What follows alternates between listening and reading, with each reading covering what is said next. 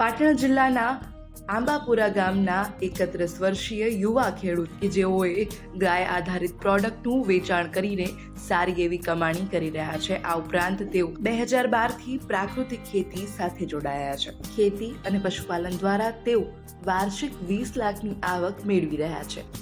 નિર્મલ કુમાર પટેલ, મારું મૂળ વતન આંબાપુરા અને અહીંયા આંબાપુરાની ગામની અંદર જ હું પ્રાકૃતિક ખેતી કરું છું અને ગાય આધારિત બધી પ્રોડક્ટ બનાવું છું.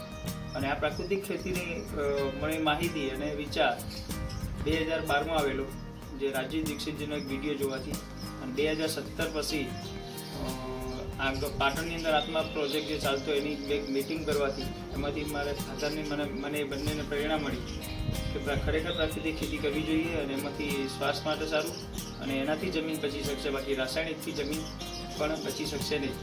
તો શરૂઆતમાં અમે ઘઉં કરતા ખાવા માટે અને થોડા મહેમાનોને મતલબ જે સગા સંબંધીઓને આપતા.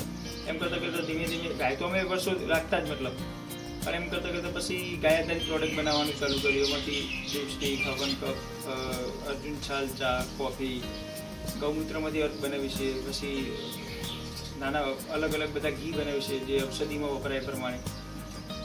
તો ખરેખર પ્રાકૃતિક ખેતી કરવી જોઈએ અને આનાથી એક સારો એવો નફો તો પહેલાં નહોતો મળતો, પણ જેથી કે ધીમે ધીમે અમારી જે પ્રોડક્ટ બની અને સારો એનો પ્રચાર થયો, એના ખરેખર આ પ્રોડક્ટ બહુ સરસ છે. એનાથી અત્યારે અમારું ગયા વર્ષે 20-21 લાખ રૂપિયાનું વાર્ષિક ટર્નઓવર હતું.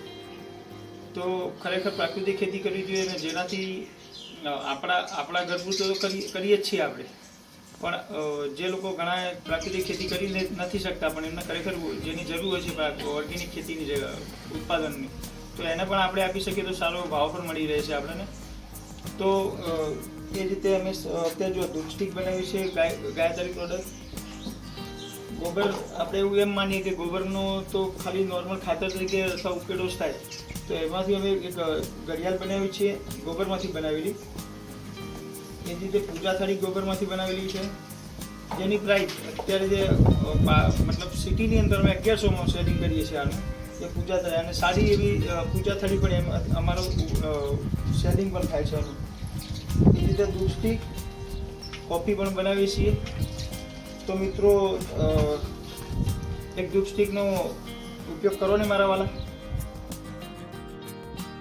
ખેડૂત નિર્મલભાઈ પટેલના જેમ જ જો પદ્ધતિસર પ્રાકૃતિક ખેતી અને પશુપાલન કરવામાં આવે તો દરેક ખેડૂત વાર્ષિક લાખોમાં કમાણી કરી શકે.